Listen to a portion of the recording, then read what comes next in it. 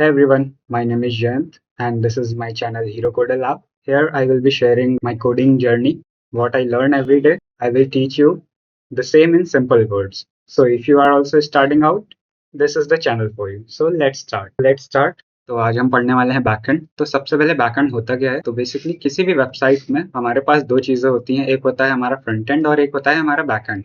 Front end क्या होता है? जो भी यूजर होता है वो हमारी वेबसाइट देखता है या जो ब्राउज़र पे यूज़ कर रहे होते हैं वो हमारा क्या होता है, जो भी यूआई होता है वो हमारा फ्रंट एंड होता है। बैकएंड क्या होता है? जो भी हम सर्वर साइड या सर्वर पे जो भी चीज़ें मैनेज हो रही होती हैं, लाइक हमारा क्रेडेंशियल्स चेक होता है हमारा, कि यूज़र को लॉगिन करने देना है या नहीं करने देना है, या जो भी और सारी प्रोसेस होती है वो सारी बैकएंड पे होती है। तो बेसिकली हमारा क्या होता है, सब कुछ मैनेज कहाँ पे होता है? बैकएंड में सब कुछ सर्वर होता है। तो अब जानते हैं कि सर्वर क्या होता है। तब यहाँ पे सर्वर एक कंप्यूटर सिस्टम होता है या एक ऐसी मशीन होती है जिसमें हम क्या करते हैं, जो भी यूजर हमको रिक्वेस्ट भेज रहा है उसी अकॉर्डिंग हम उसका रिस्पॉन्स भेजते हैं। तो बेसिकली सर्वर को हम प्रोग्राम करते हैं इस तरीके से कि जो भी रिक्वेस्ट आ रही है फ्रंट एंड से, अकॉर्डिंगली हम रिस्पॉन्स कर पाएं। तो ये होता है हमारा सर्वर। एग्जाम्पल के लिए, जब भी आप यूट्यूब ओपन करते हैं, वहाँ पे कुछ सर्च करते हैं, तो वहाँ पे क्या होता है, फ्रंट एंड आपको जो यूआई है वो आपको आपका यूट्यूब का सामने दिखता है। बट जो भी आप सर्च करते हैं तो क्या होता है, वो रिक्वेस्ट जाती है सर्वर तक या बैकएंड में, और वहां से फिर उसी अकॉर्डिंग आपको रिस्पॉन्स दिखता है आपकी स्क्रीन पे। तो ये एक डेफिनेशन थी सर्वर की। लैंग्वेज कौन सी यूज होती है? अब सर्वर साइड में तो काफी सारी लैंग्वेजेस यूज होती हैं, बट हम किसका यूज करेंगे? जावास्क्रिप्ट का। पाइथन भी यूज होती है, रूबी भी यूज होती है, पीएचपी यूज होती है, और भी काफी सारी लैंग्वेजेस होती हैं सर्वर साइड रेंडरिंग के लिए या प्रोग्रामिंग के लिए। हम कौन सी यूज कर रहे हैं? जावास्क्रिप्ट। अब जावास्क्रिप्ट ही क्यों यूज करनी है? क्योंकि सबसे पहली बात तो ये सबसे पॉपुलर लैंग्वेज है, और इसको हम दोनों के लिए ही यूज कर सकते हैं। फ्रंट एंड के लिए भी जावास्क्रिप्ट यूज कर सकते हैं और बैक एंड के लिए भी जावास्क्रिप्ट यूज कर सकते हैं। तो अब चलते हैं नेक्स्ट चीज पे, जो कि है नोड जेएस। नोड जेएस क्या होता है? तो नोड जेएस एक रन टाइम एनवायरनमेंट होता है जो कि हमको अलाउ करता है कि हम जावास्क्रिप्ट ब्राउजर के बाहर यूज कर सकें। अभी तक अगर आपने HTML CSS पढ़ा होगा, जावास्क्रिप्ट पढ़ी होगी, तो हम क्या करते थे, वो सिर्फ ब्राउजर के अंदर तक ही लिमिटेड था। हम हर चीज ब्राउजर पे देख रहे होते थे, कंसोल हो गया, बाकी सारी चीजें, तो हम वो सारी चीजें।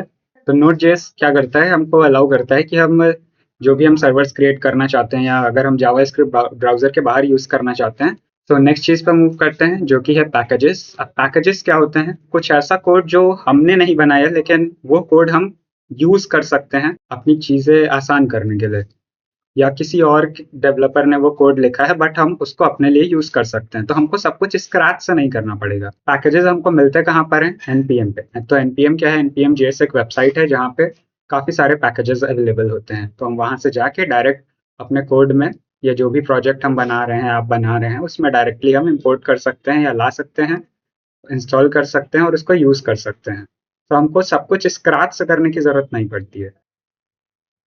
सो अब मूव करते हैं नेक्स्ट चीज पे। अब चलते हैं कंप्यूटर स्क्रीन पे और देखते हैं बाकी की चीजें क्या हैं। तो अब हम आ गए हैं अपनी डेस्कटॉप स्क्रीन पे, और सबसे पहले हम क्या करेंगे, फोल्डर नया क्रिएट कर लेते हैं। जाएंगे डेस्कटॉप पे, एक न्यू फोल्डर क्रिएट करेंगे। लर्निंग बैकएंड के नाम से क्रिएट क्रिएट कर लेते हैं। Learning backend.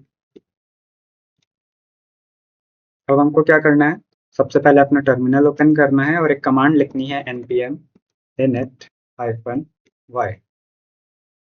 अब इससे क्या होगा, हमको एक फाइल मिल जाएगी पैकेज डॉट जेसन नाम की। ये क्या होता है, अभी आगे बात करेंगे इस पर। अब ये जो पैकेज डॉट जेसन फाइल होती है, इसमें क्या होता है कि हम जितने भी डिपेंडेंसीज या जो भी हमारे प्रोजेक्ट में काम आने वाली एक्स्ट्रा पैकेजेस हैं या जो भी चीज़ें हैं, वो सारी हम कहाँ पे देख सकते हैं? अपने पैकेज डॉट जेसन में। अब हम आ चुके हैं अपनी डेस्कटॉप स्क्रीन पे। तो अब हम सबसे पहले क्या करेंगे, फोल्डर क्रिएट कर लेते हैं। तो हम आएंगे डेस्कटॉप पे और एक फोल्डर क्रिएट कर लेंगे नया। इसका नाम रख देते हैं लर्निंग बैकएंड। ओपन कर लेते हैं इसको। अब सबसे पहले हमको क्या करना है, कमांड रन करनी है अपने VS कोड के टर्मिनल पे, npm init -y।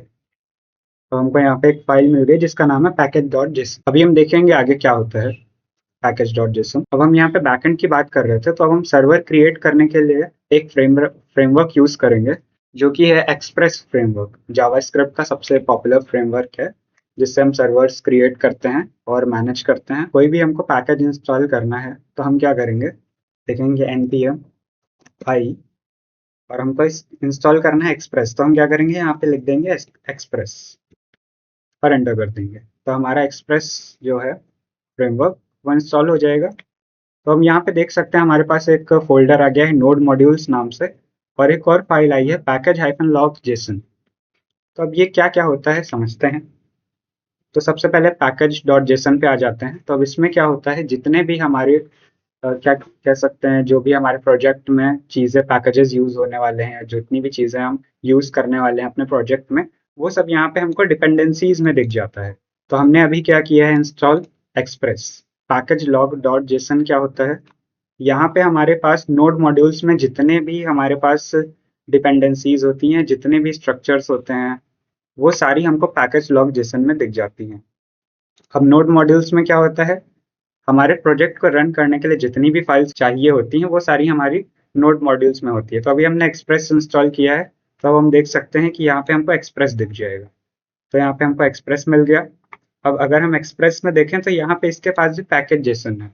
तो पैकेज जेसन में अगर हम जाएंगे और देखेंगे तो यहाँ पे भी डिपेंडेंसीज हैं, जैसे कि यहाँ पे एक्सेप्ट है, बॉडी पार्सर है। तो अब यहाँ पे क्या हो रहा है, ये एक्स्ट्रा जो डिपेंडेंसीज हैं ये तो हमने इंस्टॉल नहीं करी, तो ये हमको नोड मॉड्यूल्स में दिख जाता है, एक्सेप्ट हो गया और बॉडी पार्सर हो गया, तो ये सारी चीज़ें हमको यहाँ पे मिल जाती हैं। तो नोड मॉड्यूल में हमारा क्या होता है, बेसिकली जितनी भी हमारी प्रोजेक्ट को वर्क करने के लिए एक्स्ट्रा चीज़ें लगने वाली हैं, जो भी फाइल्स होने वाली हैं, जो भी कोड होने वाला है, वो हमको नोड मॉड्यूल में मिल जाता है। सो नेक्स्ट अब हम आगे बढ़ते हैं। तो हमने समझा एक्सप्रेस हमने इंस्टॉल कर लिया है। अब एक्सप्रेस से हम सर्वर क्रिएट करेंगे, उससे पहले हम समझते हैं कि एपीआई क्या होता है। तो अब एपीआई समझने के लिए हम क्या करेंगे, हम एक टेक्स्ट फाइल बना लेते हैं। तो बेसिकली एपीआई क्या होता है, कोई भी हमको डेटा जो भेजना हो या हमको फ्रंट एंड और बैक एंड को कनेक्ट करना हो, बेसिकली कम्युनिकेट करवाना हो, तो वहाँ पे हम एपीआईज का यूज़ करते हैं। तो बेसिकली एपीआईज क्या करती हैं, फ्रंट एंड या बैक एंड से डेटा को वाइस वर्सा ट्रैवल कराती हैं। तो अब एपीआईज में कुछ ऑपरेशन हम परफॉर्म करते हैं जिनको बोलते हैं क्रड operation, create read update delete. तो हम एक्सप्रेस में इसका यूज़ कैसे कर रहे होंगे, तो एक्सप्रेस में हम यूज़ करते हैं गेट। गेट का मतलब क्या होता है ये हम आगे देखेंगे अभी। तो बेसिकली एक सिंपल डेफिनेशन लिख देते हैं कि जब भी हमको सर्वर से डेटा लेना है, ठीक है, फ्रंट एंड में भेजना है या सर्वर से डेटा फेच करना है, तो हम क्या यूज करते हैं, गेट मेथड का, सर्वर से डेटा लेना, ठीक है। फिर आता है नेक्स्ट हमारा पोस्ट मेथड। पोस्ट मेथड क्या होता है, जब भी हमको सर्वर को डेटा भेजना हो, ठीक है, सर्वर में डेटा भेजना है, सर्वर में डेटा भेजना है, तो हम यूज करते हैं पोस्ट मेथड का। सो नेक्स्ट मेथड है डिलीट। तो डिलीट क्या करता है, जब भी हमारे पास सर्वर में डेटा है ऑलरेडी, तो डिलीट क्या करता है, जब भी हमारे पास सर्वर में डेटा ऑलरेडी है तो वहां से हम डेटा डिलीट कर सकते हैं, तो उस डेटा को डिलीट करना।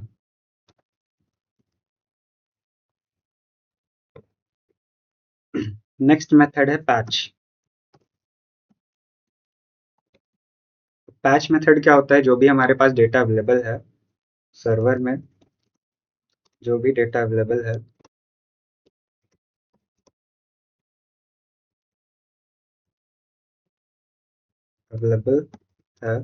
उसको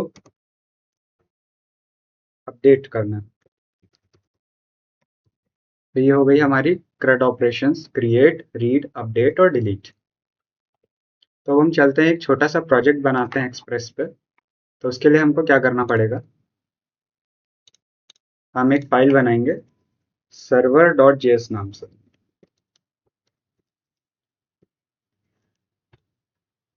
ये हमने फाइल बना ली। तो सबसे पहले हमको क्या करना पड़ेगा, जो भी हमारा एक्सप्रेस है उसको हमको रिक्वायर करना पड़ेगा। तो हम क्या करेंगे, कॉन्स्ट एक्सप्रेस रिक्वायर लिखेंगे, और पैरेंथेसिस में हम क्या करेंगे, एक्सप्रेस।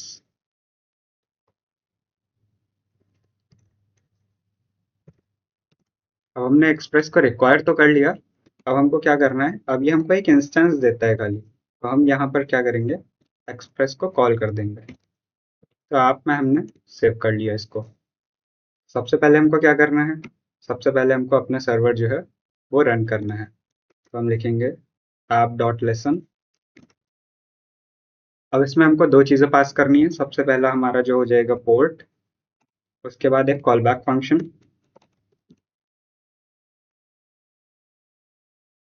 जिसमें हम लॉक करा देंगे।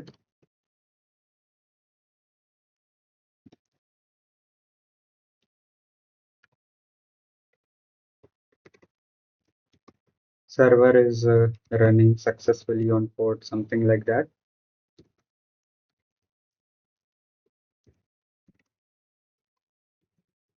on port 3000। तो हमको इसको सर्वर को रन करने के लिए क्या करना है, टर्मिनल में आना है और यहाँ लिखना है नोड और अपनी फाइल का नाम जो कि है server.js। तो यहाँ पे लिखकर आ गया server is running successfully on port 3000। तो हम क्या करते हैं, एक छोटा सा प्रोजेक्ट बनाते हैं नोट्स ऐप का। तो इसमें हमको क्या करना होगा, एक नोट्स ऐप रहेगा जिसमें हम टाइटल और डिस्क्रिप्शन लिखेंगे और वो सेव होगा। उसके बाद हम क्या कर सकेंगे, CRUD ऑपरेशंस परफॉर्म करके देखेंगे कैसे क्या होता है। अब यहाँ पे हमको सबसे पहले बताना है हम किस राउट पे जो है ले जाएंगे और क्या एक्शन परफॉर्म करना है वो हम कॉल बैक में दे देंगे। तो यहाँ पे आएगा एक रिक्वेस्ट और रिस्पॉन्स। तो ये दो चीज़ें एक्सेप्ट करता है, रिक्वेस्ट और रिस्पॉन्स। क्या हम इसको उल्टा लिख सकते हैं, नहीं, ये हमेशा रिक्वेस्ट पहले एक्सेप्ट करेगा और रिस्पॉन्स बाद में। सबसे पहले हम क्या करेंगे, यहाँ पे हम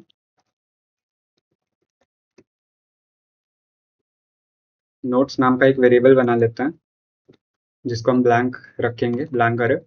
इसमें क्या होगा, जो भी हमारा फ्रंट एंड से डेटा आएगा वो इसमें हम सेव करेंगे। तो हम क्या करेंगे, नोट्स डॉट पुश। अब जो हमारा डेटा आ रहा होगा वो रिक्वेस्ट डॉट बॉडी में आएगा। अब रिक्वेस्ट डॉट बॉडी क्या होता है, जब भी हमारे पास कॉम्प्लेक्स डेटा होता है, ह्यूज अमाउंट ऑफ डेटा होता है, तो वो हम रिक्वेस्ट डॉट बॉडी में एक्सेप्ट करते हैं। और दो मेथड्स होते हैं, रिक्वेस्ट डॉट क्वेरी और रिक्वेस्ट डॉट पैरम। तो रिक्वेस्ट डॉट पैरम में बेसिकली हमको यूआरएल से डेटा मिल रहा होता है और रिक्वेस्ट डॉट क्वेरी में हमको स्मॉल अमाउंट, और रिक्वेस्ट डॉट पैरम में स्मॉल अमाउंट ऑफ डेटा हम स्टोर कर सकते हैं, मिल रहा होता है। नेक्स्ट चीज़ हमको क्या करनी है, एक हम रिस्पॉन्स दिखा देंगे।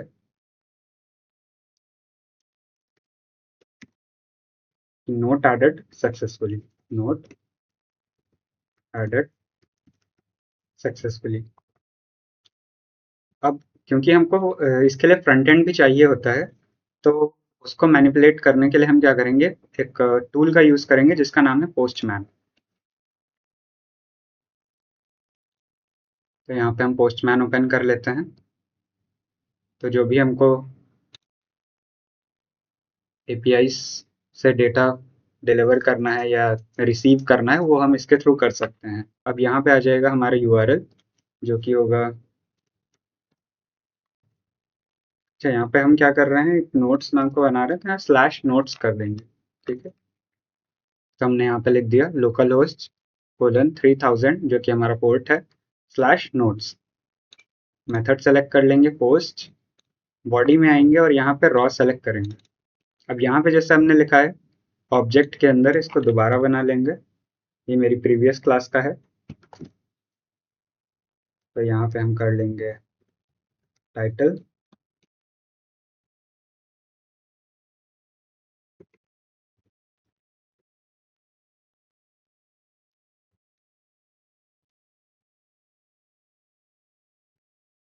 यहाँ पे हमने टाइटल दे दिया और इसी तरह से हम डिस्क्रिप्शन दे देंगे।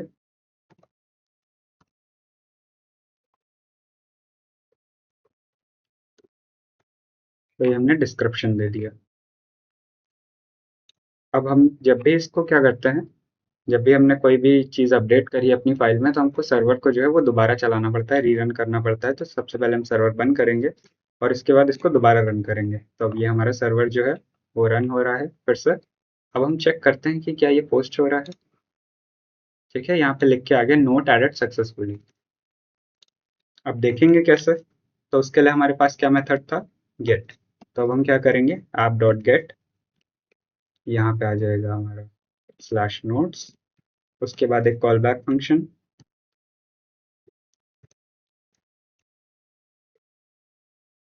जिसमें आएगा रिक्वेस्ट और रिस्पॉन्स।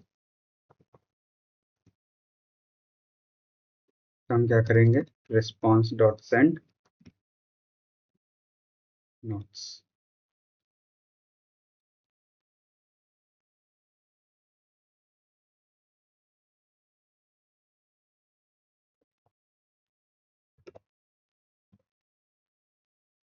अब हम पोस्टमैन पे वापस चलते हैं और देखते हैं।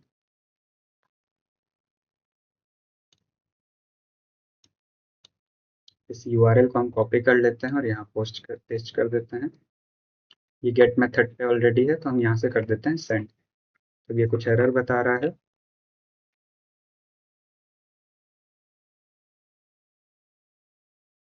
अच्छा, हमको अपना सर्वर जो है वो दोबारा से, क्योंकि हमने फाइल में अपडेट्स किए हैं तो दोबारा से रन करना पड़ेगा। तो सबसे पहले सर्वर क्लोज करते हैं और इसको दोबारा से रन करते हैं। तो जब भी हम सर्वर को क्लोज करते हैं और दोबारा से रन करते हैं तो जो हमारा प्रीवियस डेटा होता है वो चला जाता है। तो हमको क्या करना पड़ेगा, इसको फिर से हमको पोस्ट करना पड़ेगा डेटा को सर्वर में।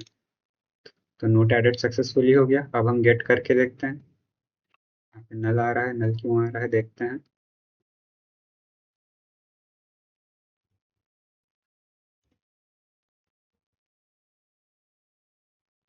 अच्छा, एक और चीज़, तो वो नल इसलिए आ रहा है क्योंकि हमने यहाँ पर जो जेसन फॉर्मेट है उसको हमने मिडिलवेयर के थ्रू प्रोसेस नहीं किया है। तो हम क्या करेंगे, यहाँ पर ऐप डॉट यूज और एक मिडिलवेयर का यूज़ करेंगे जो कि एक्सप्रेस डॉट जेसन। तो ये मिडिलवेयर हमको यूज़ करना है। अब हमको क्या करना पड़ेगा, सर्वर दोबारा से क्लोज करेंगे और रन करेंगे। अब हमारे पास डेटा दोबारा से ब्लैंक हो चुका है तो हम दोबारा से डेटा को सेंड करेंगे। डेटा सेंड हो गया और यहाँ पे हमको डेटा रिसीव हो रहा है। तो अभी तक हमने दो मेथड्स पढ़ ली हैं, पोस्ट और गेट। अब देखते हैं डिलीट। सिंपल है। अब हम क्या करेंगे, ऐप डॉट डिलीट, यहाँ पे स्लैश नोट्स। अब यहाँ पे क्या होगा, जैसे हमारे पास अगर मल्टीपल डेटा है, इसको अगर हमारे पास मल्टीपल डेटा आता है तो हम क्या करते हैं, उसको डायनेमिक बनाते हैं। तो यहाँ पे हमारे पास, क्योंकि ये अरे है, तो अरे में हमारे पास क्या होता है, इंडेक्सेस होते हैं कि किस इंडेक्स पे कौन सा डेटा है। तो हम यहाँ पे डायनेमिकली वो इंडेक्स बताएंगे कि क्या चीज़ हमको डिलीट करनी है अरे से। यहाँ पे आ जाएगा एक कॉल बैक फंक्शन।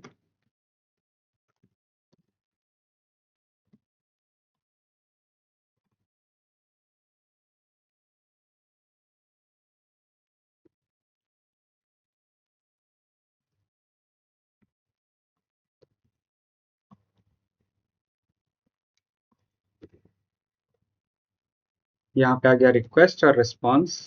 हमने यहाँ पे इंडेक्स जो है वो वेरिएबल में अपना सेव कर लिया है। जैसे कि मैंने बताया था कि जो डेटा होता है पैरम्स में वो यूआरएल से आता है, तो हमको यहाँ पे डायनेमिकली वो डेटा मिल जाएगा। तो हमको सिंपल बस एक लाइन का कोड लिखना है जो कि है डिलीट। क्या डिलीट करना है, नोट से वो इंडेक्स जो भी है हमारा वो हम डिलीट करना चाह रहे हैं। चलते हैं वापस सर्वर रन करके देखते हैं। पहले इसको क्लोज करेंगे, दोबारा से सर्वर रन करेंगे। अगर हम गेट करेंगे तो ये ब्लैंक होगा। हमने यहाँ पे पोस्ट किया, ऐड हो गया। एक और ऐड करके देख लेते हैं। इसका मैं रख देता हूँ दिस इज टाइटल 2 और this is a description second. ये हमने सेंड कर दिया।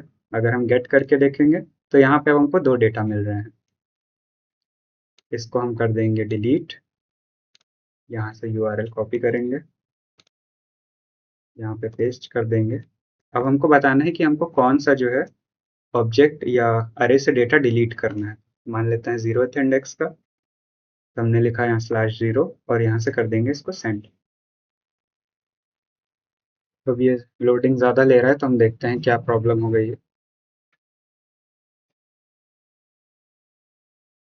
हम क्या करते हैं, यहाँ पे हम एक और लाइन ऐड कर देते हैं, request dot response response dot send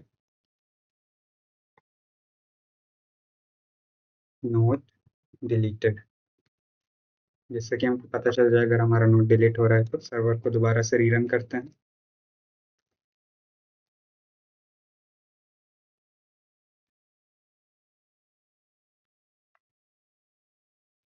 अब हमारा डेटा तो चला गया होगा तो हम इसको कर लेते हैं ऐड।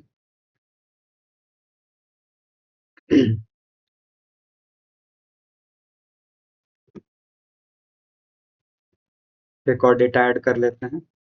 अब हम यहाँ चेक कर लेते हैं कि क्या डेटा आ गया है। तो हेलो दिस इज टाइटल 2 और दिस इज टाइटल, डिलीट करके देखते हैं। ठीक, नोट डिलीटेड सक्सेसफुली। अब हम यहाँ पे दोबारा से एक बार गेट करके देखते हैं, तो अब यहाँ पर देखिए हमारे पास हमको नल मिल गया है, मतलब हमारा जो डेटा है वो डिलीट हो चुका है। तो हम नेक्स्ट मेथड पे चलते हैं जो कि है पैच। तो हमने क्या किया, आप डॉट पैच। अब इसमें भी सेम चीज़ हमको करनी पड़ेगी। यहाँ पे हमको इंडेक्स बताना पड़ेगा कि किस में हम यहाँ पे जो डेटा है वो अपडेट करना चाह रहे हैं। एक कॉल बैक फंक्शन, रिक्वेस्ट और रिस्पॉन्स।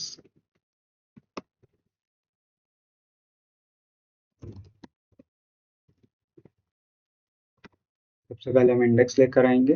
क्या करेंगे, request dot parents dot index. तो इससे हमको इंडेक्स मिल गया। और हमको क्या चाहिए, मान लेते हैं हमको डिस्क्रिप्शन को जो है वो एडिट करना है या अपडेट करना है। तो हम क्या करेंगे, कॉन्स्ट डिस्क्रिप्शन। डिस्क्रिप्शन हमको कहाँ से मिलेगा, request dot body dot description. तो यहाँ से हमको डिस्क्रिप्शन मिल जाएगा। हमने कहा नोट्स में जो भी इंडेक्स हम भेजेंगे उसका डिस्क्रिप्शन से हमारे डिस्क्रिप्शन को अपडेट कर देना है। तो हम क्या करेंगे, एक बार सर्वर दोबारा से रीरन कर लेते हैं। तो यहाँ पे हमने सर्वर स्टार्ट कर लिया है, वापस चलते हैं। अगर हम गेट करेंगे तो डेटा जा चुका है। यहाँ पे इसको हम ऐड कर देते हैं और इसको ऐड कर दिया। गेट करके देखेंगे, डेटा आ गया।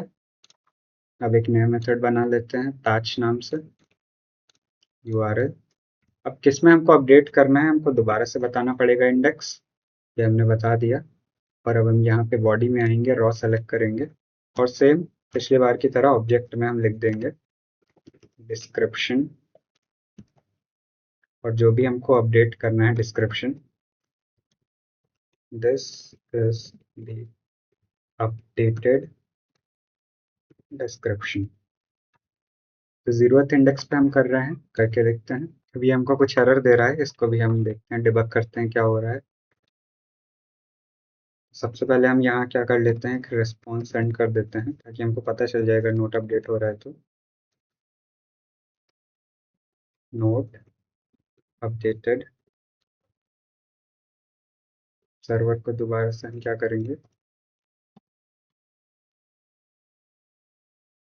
इसको एक बार क्लियर कर लेते हैं और सर्वर को दोबारा से रन कर लेते हैं।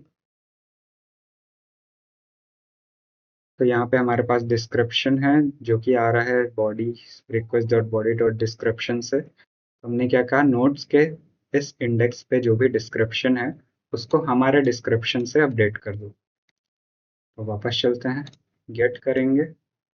ऑब्वियसली यहाँ पे डेटा नहीं है, इसको हमने ऐड किया। यहाँ पे टाइटल 2 डिस्क्रिप्शन 2 ऐड कर दिया। गेट करके देखते हैं, डेटा आ रहा है। पैच पे जाएंगे, यहाँ पे 1 कर दिया और डिस्क्रिप्शन हमने दे रखा था, सेंड किया। तो नोट अपडेटेड। अब यहाँ पे गेट करके देखते हैं, तो यहाँ पे लिख कर आ गया दिस इज अपडेटेड डिस्क्रिप्शन। तो आज की क्लास में हमने एक छोटा सा प्रोजेक्ट भी कर लिया जो कि नोट्स ऐप था। तो यहाँ पे हमने CRUD ऑपरेशंस भी सीख लिए, API सीखा, सर्वर क्या होता है, एक्सप्रेस से कैसे सर्वर क्रिएट करते हैं और कैसे हम कोई भी चीज़ बनाते हैं, फोल्डर स्ट्रक्चर क्या होता है, पैकेजेस एंड ऑल दैट। तो आज की क्लास यहीं ख़त्म करते हैं, मिलते हैं आपसे नेक्स्ट वीडियो में। Bye bye.